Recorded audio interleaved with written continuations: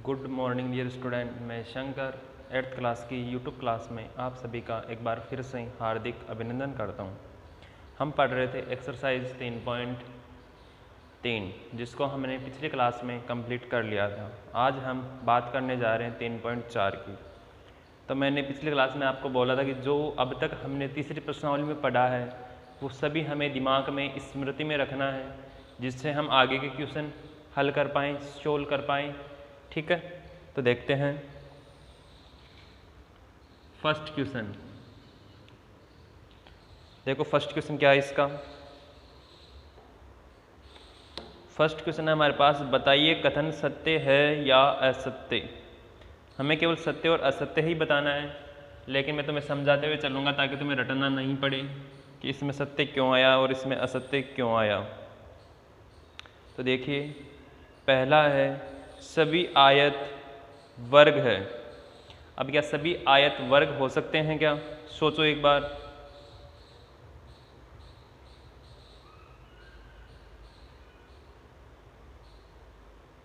अब सबको पता होगा कि आयत क्या होता है और वर्ग क्या होता है।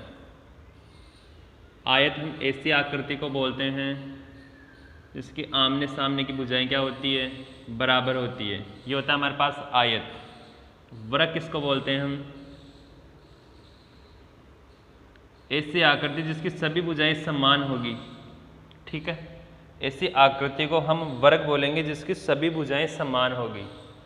तो ऐसे बताओ कि मेरे को जो आयत है वो क्या वर्ग हो सकता है? वर्ग की तो आमने सामने की भुजाएं बराबर होती है, और आयत की तो आमने सामने की भुजाएं बराबर होती है और वर्ग की चारों भुजाएं बराबर होती है। तो एक आयत वर्ग कैसे बन सकता है? आयत और वर्ग। अगर इसका उल्टा पूछे कि प्रत्येक वर्ग आयत होता है क्या, तो जिसकी चारों भुजाएं बराबर होगी तो उसकी आमने सामने की भुजाएं भी तो बराबर होगी। तो ये नियम तो लग सकता है, पर ये बोल रहा है कि प्रत्येक आयत वर्ग है, नहीं है। तो इसमें क्या आ जाएगा अपने पास? असत्य। ठीक है। सेकंड है सभी समचतुर्भुज समांतर चतुर्भुज होते हैं। बी, यह आएगा सत्य। अब देखो सुनना एक बार वापस से, सभी समचतुर्भुज। अब समचतुर्भुज किसे बोलते हैं हम?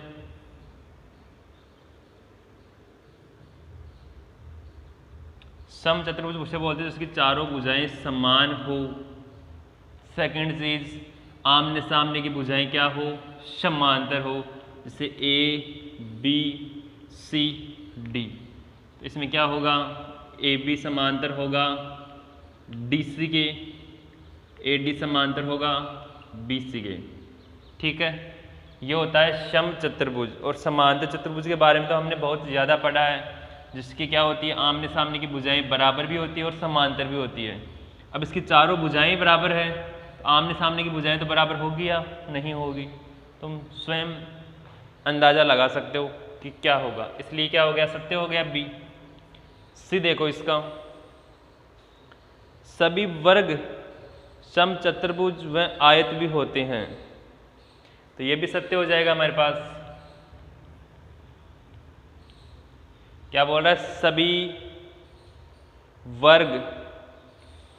वर्ग समचतुर्भुज व आयत होते हैं। अब देखो समचतुर्भुज के लिए क्या चाहिए? आमने सामने की भुजाएं समांतर होनी चाहिए। तो वर्ग में आमने सामने की भुजाएं क्या होती है? समांतर होती है। सेकंड चीज, चारों भुजाएं बराबर होनी चाहिए समचतुर्भुज के लिए। तो देखो वर्ग की चारों भुजाएं बराबर होती है, ये तो तुम्हें भी पता होगा कि वर्ग की चारों भुजाएं क्या होती है? बराबर होती है। आगे देखो इसका डी है सभी वर्ग समांतर चतुर्भुज नहीं होते।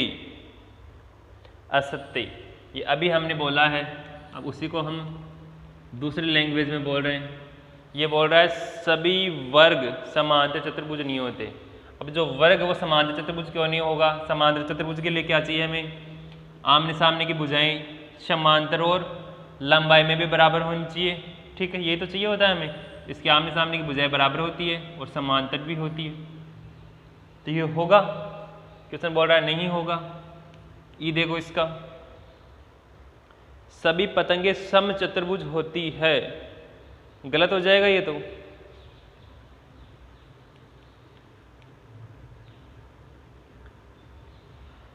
पतंगे सम चतुर्भुज नहीं होती है। पतंग की देखो आकृति इस प्रकार से होती है,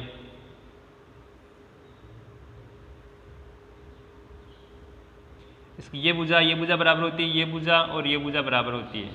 ये सम चतुर्भुज कहाँ से होगा? अगर इसकी चारों भुजाएं समान हो तब ये सम चतुर्भुज हो सकता है, वरना नहीं हो सकता। आगे देखो,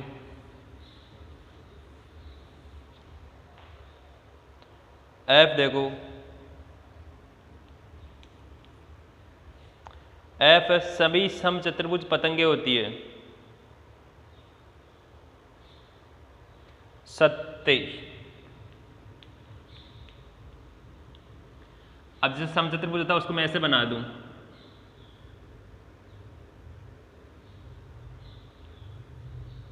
इसकी चारों भुजाएं क्या है? समान है। सभी सम चतुर्भुज आराम से पतंग हो सकती है, कोई दिक्कत नहीं है। एफ के बाद में इसका जी है, सभी समांतर चतुर्भुज समलंब होते हैं। जी सत्य। अब समलंब चतुर्भुज क्या होता है सभी को पता होगा। समलंब चतुर्भुज हम इस चतुर्भुज को बोलते हैं जिसकी दो भुजाएं क्या हो? समांतर हो। इसको कैसे भी बना लो, चाहिए ऐसे बना लो। अब हम जानते हैं कि जो समांतर चतुर्भुज होता है उसकी तो चारों भुजाएं आपस में समांतर होती है। ये भुजा इसके समांतर होती है, ये भुजा इसके समांतर होती है, तो एक भुजा दूसरी भुजा के समांतर तो कन्फर्म होगी। इसमें तो केवल आधा नियम ही लग रहा है समांतर चतुर्भुज का समलंब में, तो ऑटोमेटिक सत्य हो जाएगा। एच देखो, जी के बाद में सभी वर्ग समलंब होते हैं, यह भी सत्य हो जाएगा, क्योंकि वर्ग की भुजाएं भी आपस में क्या होती है? समांतर होती है और लंबाई में भी बराबर होती है। ये हो गया हमारा फर्स्ट क्वेश्चन। हालांकि सत्य असत्य ही है, फिर भी समझ लेना।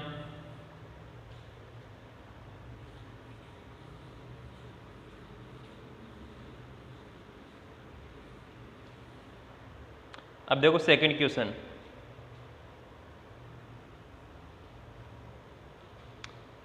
उन सभी चतुर्भुजों की पहचान कीजिए जिनमें चारों भुजाओं की लंबाई समान हो। फर्स्ट, ऐसा चतुर्भुज बताइए जिसकी चारों भुजाओं की लंबाई समान होती है। एक तो वर्ग में होता है ऐसा, एक होता है सम चतुर्भुज में।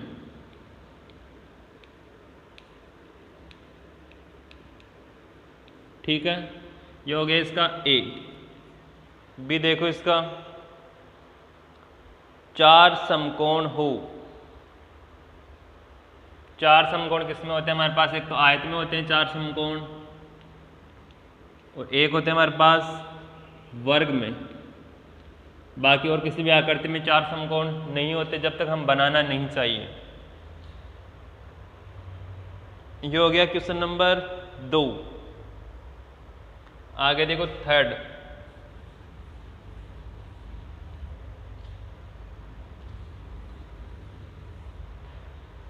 थर्ड है, बताइए कैसे एक वर्ग एक चतुर्भुज है। क्वेश्चन नंबर थर्ड का फर्स्ट सुनना वापस से। बताइए कैसे एक वर्ग एक चतुर्भुज है। अब एक वर्ग होता है वो चतुर्भुज क्यों है? चतुर्भुज हम किसे कहेंगे? जिसमें चार भुजाएं हो और चार कोण हो। एक लाइन लिख देता हूं नॉर्मल, देखो, क्योंकि वर्ग में भी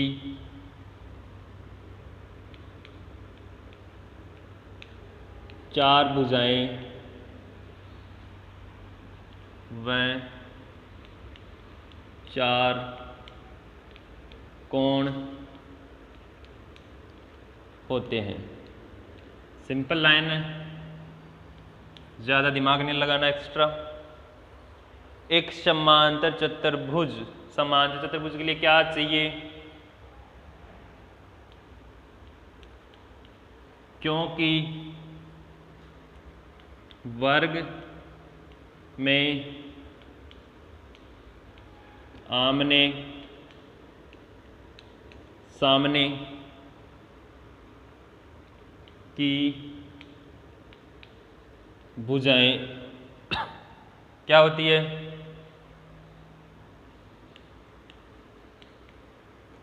समांतर तथा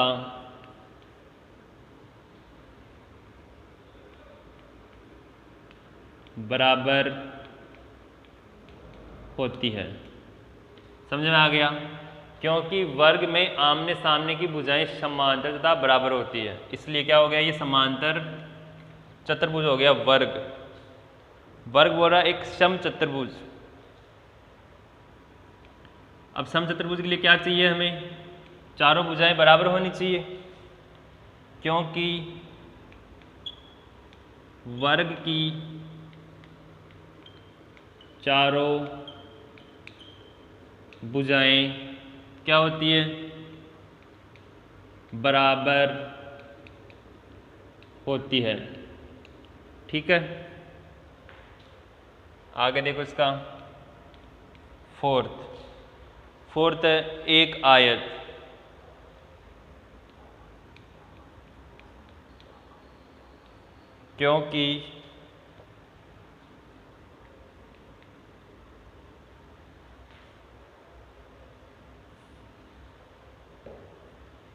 क्योंकि एक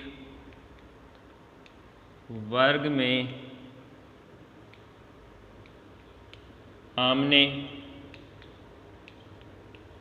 सामने की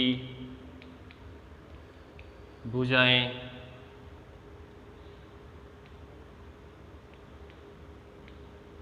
बराबर होती है। एक बार जो हिंदी में लिखा हो उसे पढ़ो, सिंपल ही है, ज़्यादा खास नहीं है।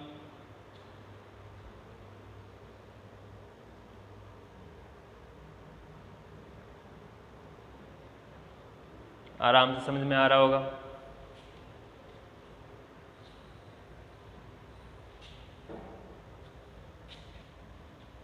आगे बढ़ते हैं, देखो नेक्स्ट में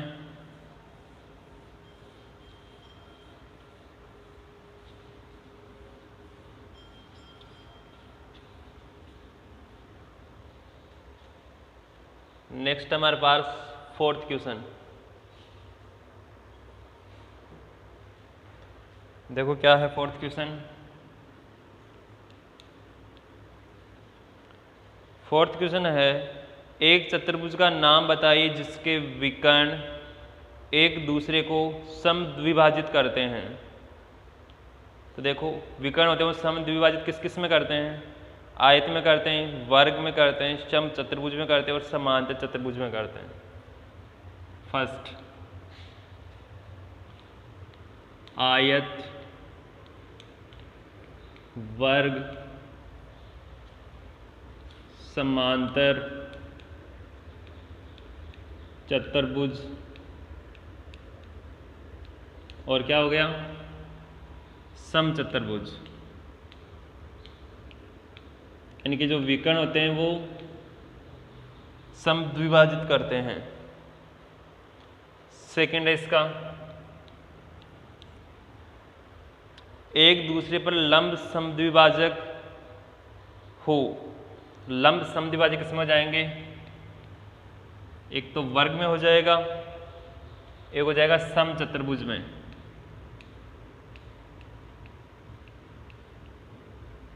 एक बार बताऊंगा, देखो मैं कैसे होता है ये। थर्ड है बराबर हो। जो विकर्ण होते हैं वो बराबर हो, वो किस में होते हैं? एक तो आयत में होते हैं और एक वर्ग में होते हैं। अब देखो समझो एक बार क्वेश्चन क्या कहना चाहता है। फर्स्ट है एक दूसरे को समद्विभाजित करते हैं। जैसे मैं बात करूं पहले आयत की, तो ये हमारे पास आयत हो गया जिसकी ये वाली भुजा इसके बराबर है, ये वाली भुजा इसके बराबर है, कोई दिक्कत नहीं है। अब इसके मैं विकर्ण खींच रहा हूँ, देखो ये विकर्ण हो गया इसका। ठीक है, नाम दे सकता हूँ इसे A B C D, यहाँ दूंगा मैं O।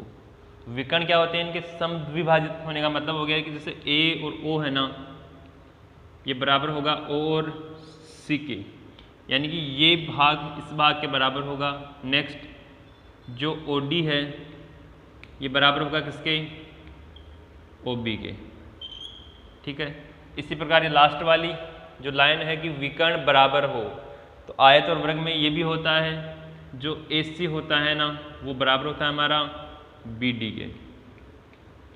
दो चीज़ें क्लियर हो गई। इसी प्रकार अगर मैं वर्ग बनाऊंगा तो वर्ग में भी क्या होगा, मेरा जो विकर्ण होते हैं वो समद्विभाजित करेंगे। समांतर चतुर्भुज में भी सेम होगा और समचतुर्भुज में भी सेम होगा। ठीक है, अब इसका सेकंड की बात करते हैं एक बार। देखो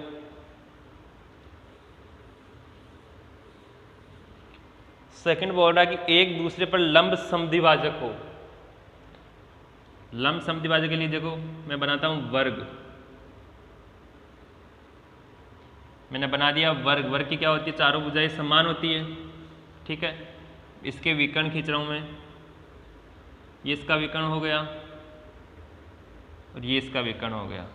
अब इस विकर्ण पे जब ये विकर्ण डाला जा रहा है तो ये 90 डिग्री का एंगल बनाएगा। एक तो ये चारों ही 90 डिग्री का एंगल बनाएंगे एक तरफ से। ठीक है, तो नाम लिखता हूँ। जैसे देखो ABCD, यहाँ O हो गया मध्य में। ठीक है, तो मैं क्या बोल सकता हूँ, AC पर लंब है, क्या है, BO। फर्स्ट चीज तो यह होगी कि लंब डाला हुआ है। सेकंड चीज क्या होगी, लंब समद्विभाजक, यानी कि लंब डालने के बाद भी दो भागों में बराबर बांट रहा है इसको, तो BO बराबर OD। ये दो चीजें समझ में आ गई होगी कि लंब समद्विभाजक भी हो रहा है और दो बराबर भागों में भी इनको बांट रहा है।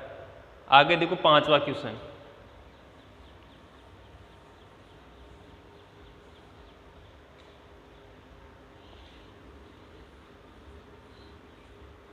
आज ये कंप्लीट हो जाएंगे, नेक्स्ट क्लास में हम नई प्रश्नावली से स्टार्ट करेंगे। देखो बताइए एक आयत उत्तल चतुर्भुज कैसे है।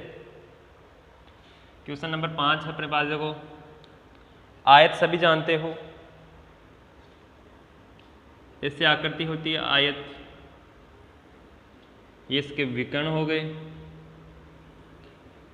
और मैंने जो इसकी फर्स्ट थी 3.1 उसमें बताया था आराम से कि उत्तल चतुर्भुज क्या होता है और अवतल चतुर्भुज क्या होता है। देखो क्योंकि आयत के विकर्ण खींचने पर वे आयत से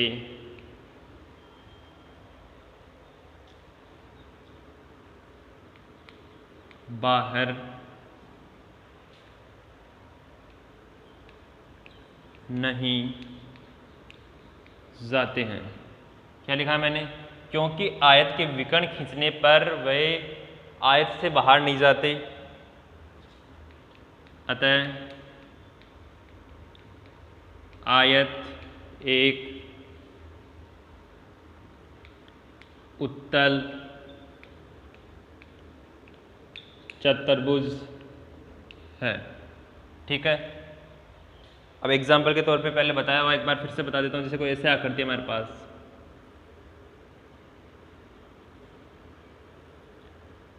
विकर्ण का मतलब जानते हो, सम्मुख भुजाओं को मिलाना। जैसे इस भुजा को मैं इससे मिला रहा हूँ, ये इसका विकर्ण हो गया। इस भुजा को मैं इस भुजा से मिला रहा हूँ, ये भी इसका क्या हो गया, विकर्ण। फिर देखो ये आकृति तो यही है हमारे पास, इससे ये विकर्ण बाहर जा रहा है, तो ये हमारा कौन सा हो जाएगा, ये हो जाएगा हमारा अवतल चतुर्भुज।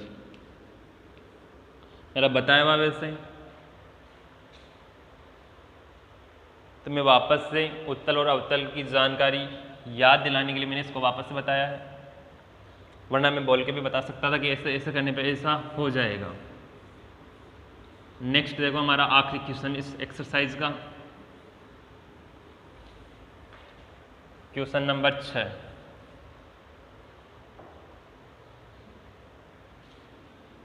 देखो क्वेश्चन नंबर 6 क्या है।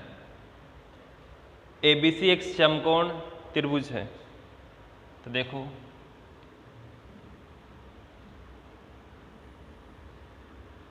ये ABC है हमारे पास, ABC, ये इसका समकोण हो गया। और O समकोण की सम्मुख भुजा का मध्य बिंदु है। O है ना समकोण के सामने वाली भुजा कौन सी, ये इसका मध्य बिंदु है हमारे पास O।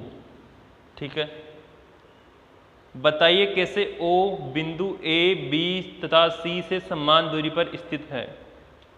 बिंदुओं से चिन्हित अतिरिक्त भुजाएं आपको सहायता के लिए खींची गई है।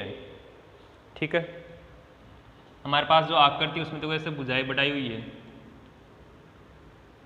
थोड़ी एक्स्ट्रा चली गई है,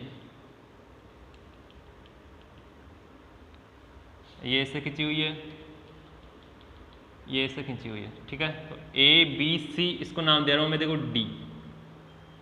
ठीक है, और इसको भी मिला देता हूं मैं, देखो, और ये O यहाँ पे मान लेना आपने। हमें बताना है कि जो O बिंदु है वो A, B और C तीनों से समान दूरी पर है। देखो, इसके बराबर ये वाली भुजा हो गई और इसके बराबर ये वाली भुजा हो गई। तो ऐसी आकृति कौन सी होती है जिसकी आमने सामने की भुजाएं क्या होती है, बराबर होती है। तो देखो, जो ABCD है ना,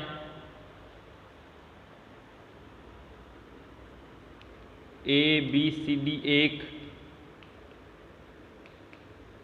आयत बन जाता है। अभी आयत कब बनता है, जब इन भुजाओं को हम मिलाते हैं। ठीक है, क्वेश्चन में लिख लेना आयत कब बन जाता है।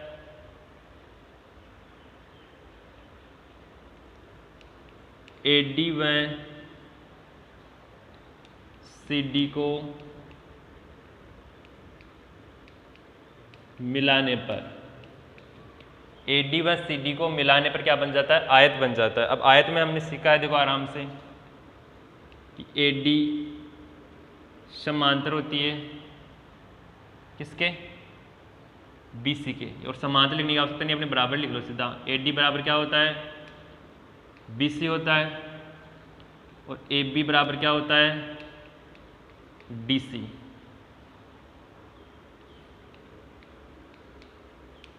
आमने सामने की भुजाएं क्या होती है, बराबर होती है।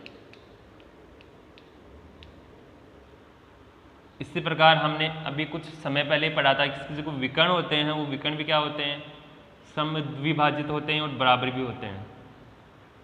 देखो यहाँ लिख देता हूं मैं, AC बराबर BD। ठीक है, इसके अलावा AO बराबर OC और BO बराबर OD। यहाँ भी लिख सकता हूँ मैं, विकर्ण बराबर तथा समद्विभाजित होते हैं। ठीक है, विकर्ण क्या होते हैं, बराबर भी होते हैं और समद्विभाजित भी होते हैं। तो अतः हम कह सकते हैं, अब देखो लास्ट इसकी लाइन लिख रहा हूं मैं, देखो ये भुजा इसके बराबर है, ये भुजा इसके बराबर है, और जो AC है वो BD के बराबर है। तो हमारे देखो AOOBOC तीनों बराबर हो जाएगा। अतः OA OB OC क्या होगा, बराबर होगा। यही हमें क्वेश्चन में सिद्ध करना था कि कौन किसके बराबर होगा। देखो एक बार क्वेश्चन को,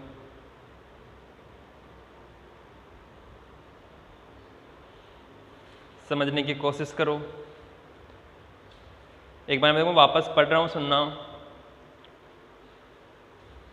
सबसे पहले हमारे पास ABC एक समकोण त्रिभुज दिया हुआ था। फिर बोल रहा है कि समकोण के सम्मुख भुजा का मध्य बिंदु O है।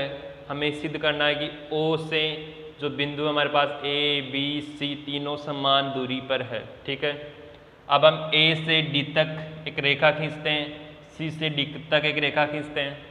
इन रेखाओं को जब हम मिलाते हैं तो हमारे पास एक आयत प्राप्त होता है, और हम जानते हैं कि आयत की आमने सामने की भुजाएं क्या होती है, बराबर। आमने सामने की भुजाएं क्या होती है, बराबर। सेकंड चीज़ हम जानते हैं कि जो आयत के विकर्ण होते हैं वो पृष्ठ तो बराबर होते हैं आपस में, हो गए बराबर।